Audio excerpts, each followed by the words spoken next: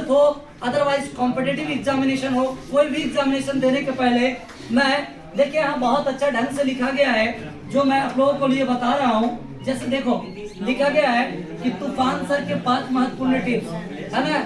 ये जो देख रहे हैं ये 5 टिप्स है। पहला टिप्स क्या है, ध्यान देना, परीक्षा नजदीक आने पर नई चीजें को पढ़ने के लिए अपने आप को फोर्स न करें। देखो बाबू, जब परीक्षा नजदीक आ जा रहा है तो नया चीज नहीं पढ़ना है, जितना चीज पढ़ा हुआ है उसी को रिवीजन करना है।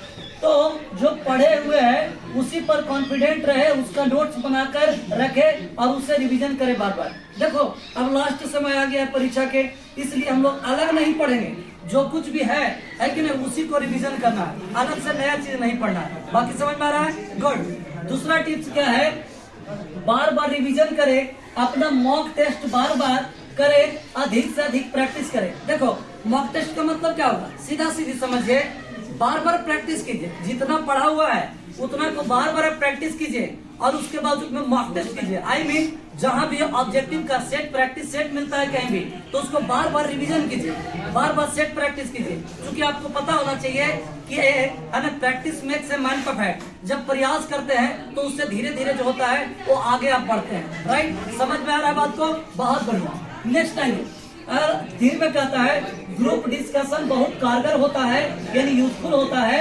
ये जो देख रहे हैं कारगर होता है, परीक्षा से संबंधित समस्याओं पर बार बार चर्चा करें तो हमें आसान हो जाएगा। देखो कहता क्या है, ग्रुप डिस्कशन बहुत कारगर होता है। अगर जो आप लोग ग्रुप में रहते हो, कहाँ रहते हो? ग्रुप में। आप लोग जैसे सर पढ़ा दिए, 2-4-10 मिनट बैठते हैं, आप लोग खाली समय रहता है तो ग्रुप डिस्कशन कीजिए, जीटी ग्रुप डिस्कशन किया कीजिए। परीक्षा से संबंधित समस्याओं पर बार बार चर्चा कीजिए। क्या करने की जरूरत है? चर्चा करना है, आसान हो जाए। ये नहीं कि परीक्षा के लास्ट समय में आ गया तो वहाँ पूछेगा ये बताओ ना तुम्हारा गर्लफ्रेंड कैसन है, तुम्हारा बॉयफ्रेंड कैसन है। ये सब बात नहीं करना है, गर्लफ्रेंड और बॉयफ्रेंड के नहीं, क्योंकि साहब तुम लोग क्या बता दिए हैं कि देखो परीक्षा के लास्ट समय में घर फूटे, जवान टूटे और किसी से नाता टूटे, ओकरों से नाता टूटे, लेकिन एक नंबर ना छूटे।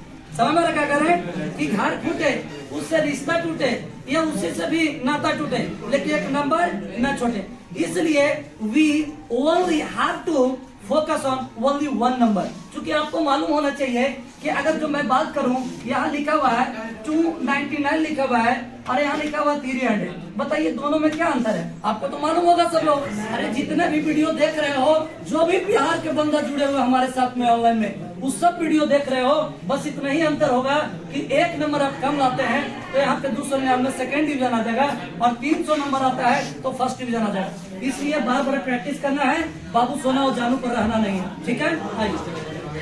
कहता क्या है, कठिन सवाल, यानी कठिन सवाल देखकर है ना, कहता है कि नर्वस नहीं होना है। एक परीक्षा आपके कैरियर या जीवन को निर्धारित नहीं कर सकता है। देखो जब आपके जीवन में कठिन परीक्षा आ जाता है, सपोज दैट अगर जो आप फेल ही हो जाते हैं तो क्या हो जाएगा? कुछ नहीं होगा।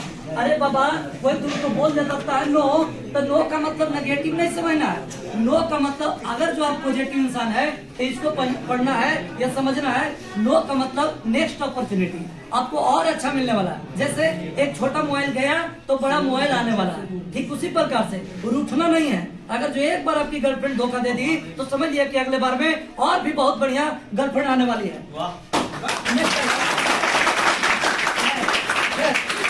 चलिए नेक्स्ट कहा, और पूरे पेपर बार बार पढ़े और जो आसान लगे उसका जवाब पहले दे। देखिए जब आप लोग को मान के चलिए कोई भी एग्जामिनेशन होती है, एसएससी हो, एमटीएस हो, अदरवाइज कुछ भी एग्जामिनेशन होती है, तो जो आपको लगता है कि पहले नजर आता है, जो आसान है उसको पहले टिक आउट कर देना, और जो भारी लगता है, ऐसे भारी आसान कुछ नहीं होता है, ठीक है ना, जो भारी लगता है उसको बाद में आप आंसर दे दीजिएगा।